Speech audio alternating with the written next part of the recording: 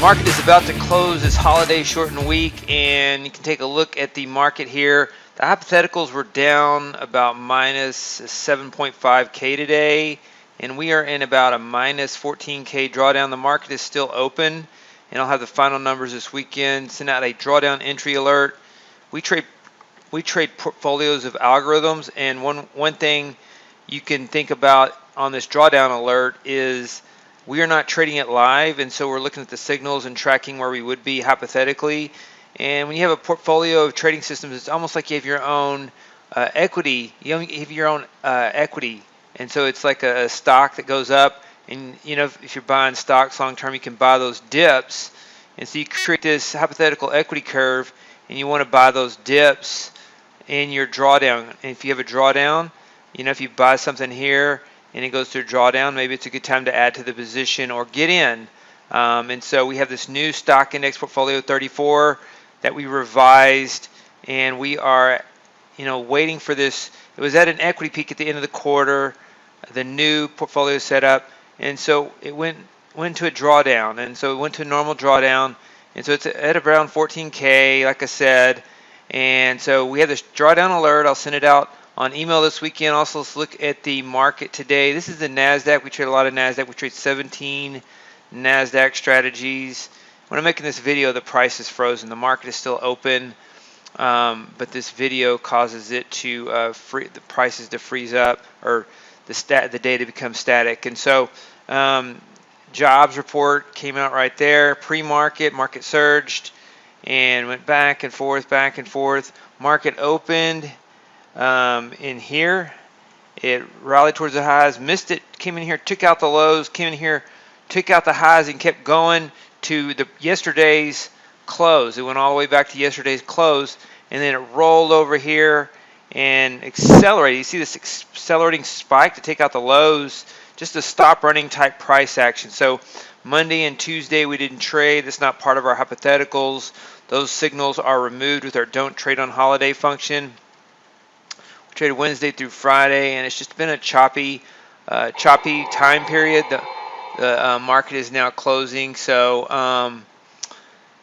and so we've experienced a choppy week. We've been watching our signals trade and waiting for this drawdown as we start the quarter. And so let's look at this spike without the pin on here as well. And you can see this spike down. It's like a illiquid stop run, just taking out those. Here's the lows, and you can see it surging right there. And with a market like this, you have to wonder, how legitimate this market really is when it trades like this and it's illiquid. It just seems like this market. Let's look at longer term. Let's look at the 60-minute chart, and just extremely overdue for more of a pullback. It's trying to create a time correction. They don't want it to pull back. They want the value to stay up, so the account values stay up, and it keeps confidence. But let's look at the daily charts. And so it's really just been in the same place for about a month now. If you take a look at it, I'm going to show you how to take a look at this. So it was in this box right here. You see this high right here, this box. Let me draw this out. You have this box right here, and then you have this new box right here. And so this point where it broke into the new box was on 6/12. Monday will be 7/10. And so it's been in this range right here for about a month as of Monday. And so, it's been straight up, really. Could use some ebb and flow. Markets can typically go higher if they can pull back. They can move higher again, pull back, move higher. That's the way it used to be.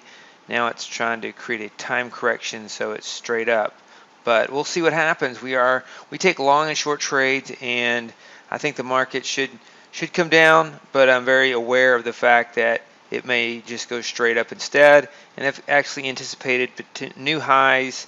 We're not that far from all-time highs in this market. I think it's less than 10% at this point, somewhere around there, 10 to 15%. I'll have to go back and calculate it. But let's look at the trades on the day. If you're a subscriber, you can compare your results. And S&P strategies, you see tick pulse, market rolled over at the highs. The Results were about break even on the week, and on the month it went up actually a little bit, and then it rolled over, gave all those back and more. Adaptive moving average had a couple of good trades here. Be nice if we could call tops and bottoms. Pretty hard to do in trading, but first trade was a little profitable on the long side. Second trade was profitable on the short side. Adaptive moving average was up. Tick count trend had a small trade there. The mirror and gap fill strategies did well at the open and opening chop, and 1 and 2 we're down on the day. So overall, the S&P was around break even, up a little bit on the S&P. The Nasdaq though was the big loser on the day. It was let's look how skinny this trend is. This skinny trend, and then it's kind of a skinny trend to the downside too. Usually those downtrends are more choppy, but see skinny trend to the upside, skinny trend to the downside. Completely run the lows, run the previous day's close, run the lows again. So Cobra 3 down on the day, Viper down on the day, had 2 winners, 1 loser. Gap continuation was looking good, came back, stopped out. EVP1 in Q.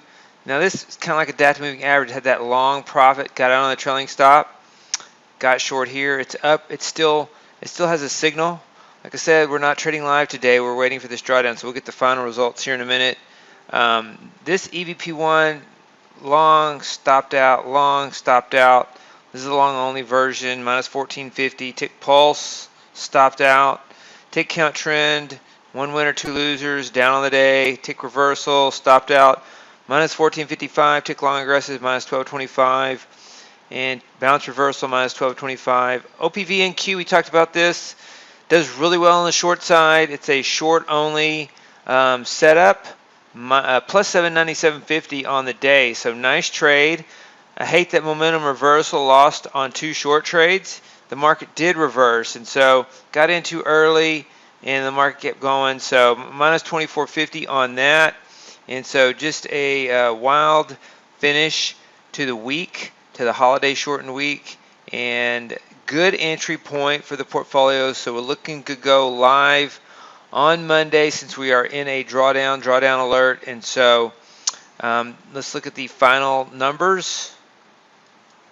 Based on the price right here at 15,200 on this open position, the current drawdown is roughly minus 14.6K. So 14.6K drawdown. And the worst case drawdown is 25K, so it's about a $10,000 risk to worst case drawdown per E-mini trading all these. And so we'll get in, we'll give it, we now have some room to endure a worst case drawdown, and looking forward to live trading next week. And it'll be a full 5-day trading week. It seems like we have less and less 5-day trading weeks.